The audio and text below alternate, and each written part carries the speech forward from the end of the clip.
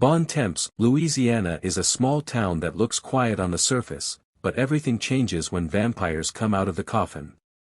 A synthetic blood called true blood allows vampires to survive without feeding on humans, and suddenly they are no longer legends.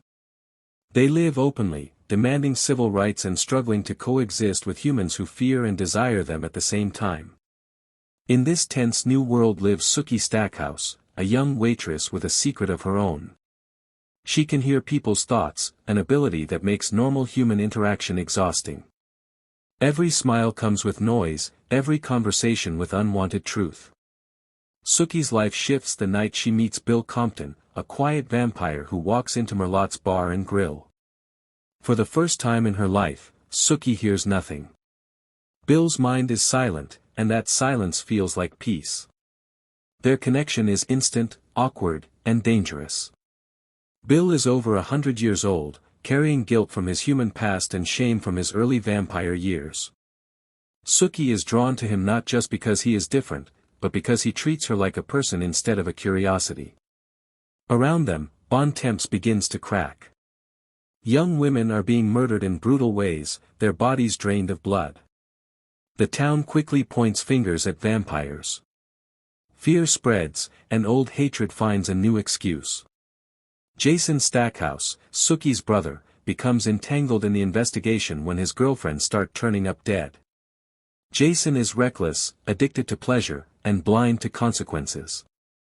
His involvement puts him under suspicion and pushes him toward a dark spiritual group called the Fellowship of the Sun, which openly preaches against vampires. Bill tries to protect Sookie, but danger follows her everywhere. Vampires are not the only monsters in Louisiana. One night, Sookie is attacked by men who want to drain Bill for his blood, which is sold as a powerful drug called V. Bill arrives too late, and Sookie is badly injured. To save her Lee. The uneasy peace in Bon Temps is short-lived. Sookie and Bill's relationship deepens, but it brings danger as well as desire. Bill struggles with his own nature, he wants to be more human for Sookie, yet his instincts are never fully suppressed. Their moments of tenderness are constantly threatened by violence, prejudice, and secrets from both the human and vampire worlds. Meanwhile, Jason Stackhouse continues his reckless pursuit of truth. Haunted by the murders and manipulated by the Fellowship of the Sun, he starts taking risks that put him in life-threatening situations. Despite his charm and bravado, Jason is growing into someone who must face the consequences of his actions. His flirtations with danger and flirtation with religion pull him into a moral gray area where the line between right and wrong becomes blurred. In the vampire hierarchy, the emergence of new vampires in the town causes friction. Older vampires, who adhere to strict rules, see the young ones as reckless and dangerous. Authority figures like Queen Sophie Anne of Louisiana enforce strict discipline, creating tension between freedom and control. Bill finds himself caught in the middle of political maneuvering, forced to navigate the dangerous balance between loyalty to his peers and protection of Sookie. Sookie, meanwhile, is learning more about her own abilities. She discovers that hearing thoughts is not just a gift, it is also a liability. Secrets and lies are constant, and the more she learns, the more isolated she feels. Her telepathy gives her insight into danger, love, and betrayal, but it also amplifies the fear and suspicion around her.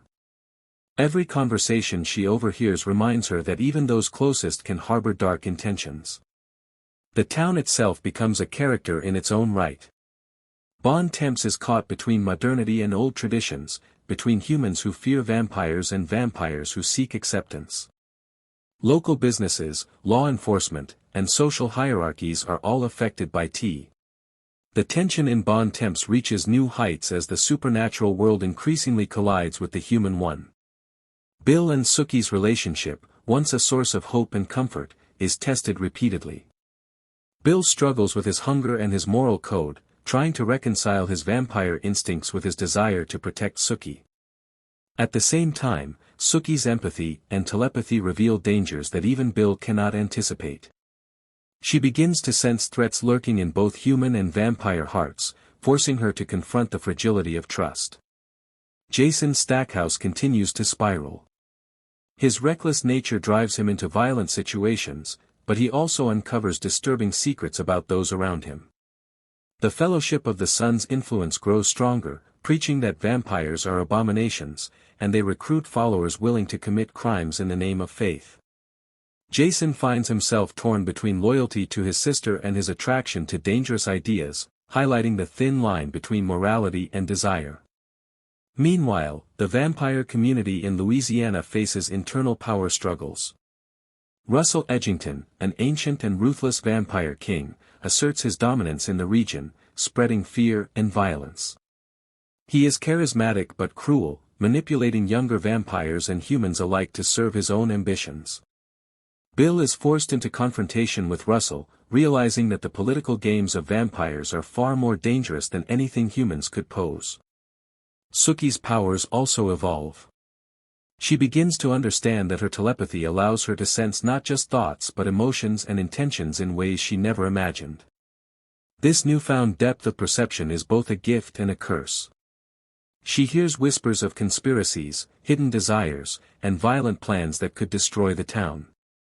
Every person she encounters carries a story, and often, it is a story filled with betrayal and danger. The murders that began haunting Bon Temps become entwined with vampire politics.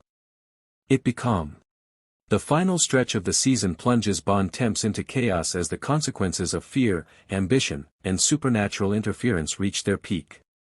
Sookie and Bill find themselves at the center of escalating conflicts, forced to make choices that test their courage, morality, and love.